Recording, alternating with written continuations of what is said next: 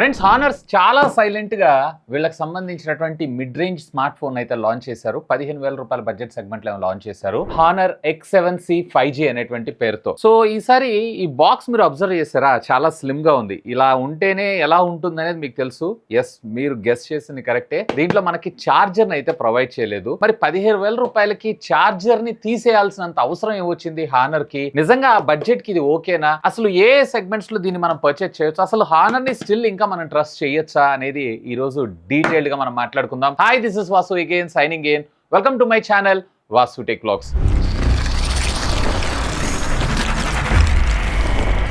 So friends, ఇది మనకి retail box అయితే హానర్ X7C 5G అని చెప్పి లెఫ్ట్ అండ్ రైట్ కూడా సేమ్ బ్రాండింగ్ ఉంది. టాప్ హానర్, అలాగే బాటమ్ మీరు చూసారంటే ఇందులో మనకి కేవలం ఒకే ఒక్క వేరియంట్ ఉంటుంది, 8+256GB. సో అదే 14,999. కార్డ్ ఆఫర్ ఏమో 1,000 రూపీస్ ఏమో డిస్కౌంట్ ఇచ్చారు, అరౌండ్ 14,000 రూపీస్ కి ఏమో వస్తుంది. అండ్ బ్యాక్ సైడ్ దీనికి సంబంధించినటువంటి కొన్ని ప్రైజింగ్ అలాగే బాక్స్ కంటెంట్స్ అన్ని కూడా మనకు ప్రొవైడ్ చేయడం జరిగింది. ఇక్కడ మనకు పంపించింది ఏదైతే ఉందో ఇది మూన్ లైట్ వైట్, అండ్ దీంతో పాటు మనకి మరొక కలర్ ఫారెస్ట్ గ్రీన్ అనుకుంటా, గ్రీన్ కలర్ కూడా అవైలబుల్ ఉంది. డిపెండ్స్ అపాన్ మీ చాయిస్ ని బేస్ చేసుకొని మీరైతే చూస్ చేసుకోవచ్చు. సో బాక్స్ ఓపెన్ చేయగానే ఇనిషియల్ గా మనకి డివైస్ ని పక్కకు పెట్టి ఇంకా మనకి ఒక కాటన్ బాక్స్ ఉంది. ఎస్, దీంట్లో మనకు కొన్ని యూజర్ మాన్యువల్స్ యాజ్ యూజువల్ గా చదవము, అండ్ ఒక type A to type C cable along with ఒక సిమ్ ఎజెక్టింగ్ పిన్ అంతే. ఎస్, మీరు చూసింది నిజమే. దీంట్లో మనకి చార్జర్ అయితే ప్రొవైడ్ చేయట్లేదు. అడిషనల్ గా చార్జర్ అలాగే TPU కేసెస్ రెండింటిని కూడా మనం ఆఫ్టర్ మార్కెట్ అయితే పర్చేస్ చేయాల్సి ఉంటుంది. సో రీటైల్ ఫోన్ అయితే మనకి ఈ విధంగా ఉంటుంది. పోనీలే, ఫ్రంట్ అట్లీస్ట్ వీళ్ళు స్క్రీన్ గార్డ్ అన్నగానే ప్రీ అప్లైడ్ ఇచ్చారు. సో సైడ్ బాడీ అంతా కూడా మనకి పాలికార్బోనేట్ ప్లాస్టిక్ మెటీరియల్ యూజ్ చేశారు.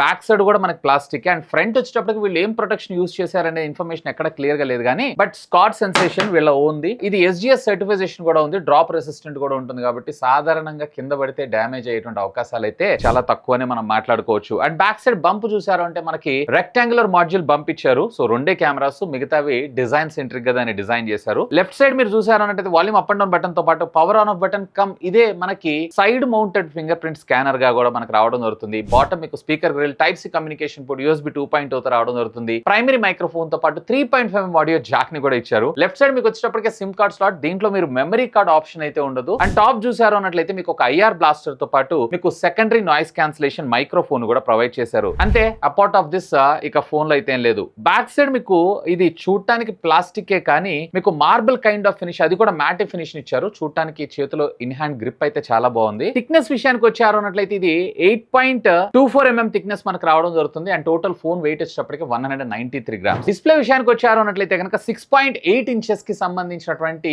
ఫుల్ HD ప్లస్ డిస్ప్లే మనకు ముందు తీసుకొచ్చారు. IPS ప్యానెల్, AMOLED తీసుకొని రాలేదు. ఇందులో ఖచ్చితంగా వీళ్ళు AMOLED అయితే తీసుకొని రావాలి. ఆల్మోస్ట్ ఆల్ 15K బడ్జెట్ అంటే. అండ్ ఇది స్టాండర్డ్ 60, 90 అలాగే 128 స్క్రీన్ రిఫ్రెష్ రేట్ మనకి వేరీ అవడం అయితే జరుగుతుంది. మాక్సిమం పీక్ బ్రైట్నెస్ నిట్స్ కూడా మనకి అప్ టు 800 నిట్స్ దాకా మనకు వెళ్ళడం జరుగుతుంది. అండ్ 240 హెడ్స్ కి సంబంధించినటువంటి టచ్ రెస్పాన్స్ గేమింగ్ కోసం మనకి ఇవ్వడం అయితే జరిగింది. అండ్ ఇది 16.7 మిలియన్ కలర్స్ ని జనరేట్ చేయగలదు. SRBG కూడా మనకి 95% కవరేజ్ రావడం అయితే జరుగుతుంది. సో ఇక్కడ మీరు కొంత కంటెంట్ అయితే చూస్తున్నారు కదా. సో దీంట్లో నాకు పిక్చర్ అంతా కూడా షార్పర్ గా, క్రిస్ప్ అండ్ క్లియర్ గా ఉంది. కానీ ఎక్కడో నాకు ఇది స్టిల్ LCD డిస్ప్లేనే కదా అని చెప్పి అనిపిస్తుంది. బట్ దీంట్లో వీళ్ళు LCD కి బదులుగా AMOLED కి అప్గ్రేడ్ అయ్యి ఉంటే మాత్రం సింప్లీ క్రేజీ అండ్ ఫెంటాస్టిక్ అయ్యేది. ఈ బడ్జెట్ సెగ్మెంట్ లో ఈ మొబైల్ ఫోన్ ని బీట్ చేసేది లేదు. బట్ కొన్ని వాటికి అయితే ఇంకా ఉన్నాయి, మనం ఆ విషయాలు కూడా మనం మాట్లాడుకుందాం. అండ్ దీంట్లో మనకు వచ్చేటప్పటికే డ్యూయల్ స్టీరియో స్పీకర్స్ ని తీసుకొచ్చారు, అలాంగ్ విత్ 300% వాల్యూమ్ బూస్ట్ టెక్నాలజీతో సహా. వైర్ అండ్ వైర్లెస్ రెండింటిలో మీకు హైరెస్ ఆడియో సపోర్ట్ అయితే ఉంది. దీంట్లో ఏ విధమైనటువంటి డాల్బీ గానీ DTS ఆడియో టెక్నాలజీ గానీ సపోర్ట్ లేదు. ఆఫ్ కోర్స్ ఆడియో క్వాలిటీ కూడా ఒకసారి అయితే వినేసేయండి.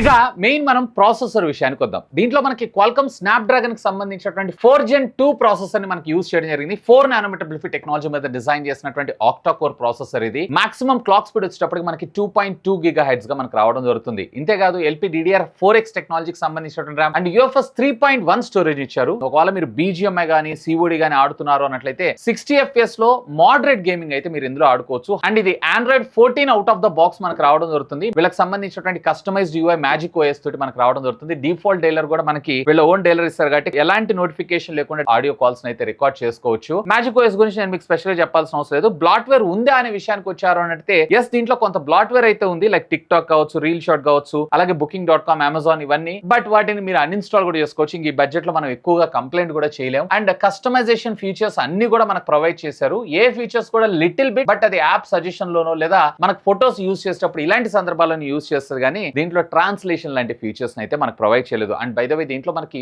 2 మేజర్ ఆపరేటింగ్ సిస్టమ్ అప్గ్రేడ్స్ అలాగే 3 years ఆఫ్ సెక్యూరిటీ ప్యాచెస్ తో రావడం జరుగుతుంది. So day to day life usage కి మాత్రం మీరు ఎలాంటి హ్యాంగ్ లాగు లేకుండా ప్రాపర్ గా మీరు దీన్ని అయితే యూటిలైజ్ చేసుకోవచ్చు. బట్ హెవీ టాస్కింగ్ నేను మల్టీపర్పస్ గా ఎక్కువగా యూజ్ చేస్తుంటాను అన్నట్లయితే అక్కడ ఈ బడ్జెట్ కన్నా మీరు 20K బడ్జెట్ లోకి వెళ్ళారంటే ఇంకా మీకు బెటర్ స్పెసిఫికేషన్స్ తో ఉన్నటువంటి మొబైల్ ఫోన్స్ అయితే అవైలబుల్ ఉంటాయి. ఇక వైర్ అండ్ వైర్లెస్ ఫీచర్స్ విషయానికి వచ్చారంటే దీంట్లో మనకి డ్యూయల్ బ్యాండ్ వైఫై ని ప్రొవైడ్ చేశారు. అలాగే బ్లూటూత్ 5.0 టెక్నాలజీతో పాటు NFC ని కూడా మనకి ఇందులో ఇంటిగ్రేట్ చేశారు. అండ్ IR బ్లాస్టర్ ని కూడా ప్రొవైడ్ చేశారు. Total 10 bands of 5G networking technology, almost all అన్ని సెన్సార్స్ తో పాటు మనకి ఏ బేస్డ్ ఫేస్ అన్లాక్ అలాగే side mounted finger print scanner ని కూడా మనకి ఇందులో ప్రొవైడ్ చేయడం జరిగింది. ఎక్కడ స్కిప్ చేయకుండా ప్రతిదీ బానే ఉన్నాయి. ఈవెన్ డ్యూయల్ 5G కూడా ప్రాపర్ గా రన్ అవుతుంది. బట్ నేను ఇందాక మీకు చెప్పినట్లు అడిషనల్ గా మెమరీ కార్డ్ ఆప్షన్ అయితే ఇందులో మనకి ప్రొవైడ్ చేయలేదు. ఇక బ్యాటరీ విషయానికి వచ్చారు అన్నట్లయితే దీంట్లో మనకి 5200 mAh of the battery, 35 watts of fast charging టెక్నాలజీకి ఇది సపోర్ట్ చేయడం జరుగుతుంది. బట్ ఛార్జర్ అయితే మీకు బాక్స్ లో రాదు. అదనంగా మనము బయట అమెజాన్ నుంచి అయితే పర్చేస్ చేయాలి. సో దీన్ని బాక్స్ లో ఇంక్లూడ్ చేయడం వీళ్ళకి పెద్ద ప్రాబ్లం ఏం కాదు, ఎందుకంటే 1000 రూపీస్ లో వచ్చేస్తుంది. ఈవెన్ వీళ్ళు బల్క్ లో పర్చేస్ చేస్తుంటారు కాబట్టి ఇది మరీ ఇంకా తక్కువగా రావడం జరుగుతుంది. బట్ ద థింగ్ ఏంటంటే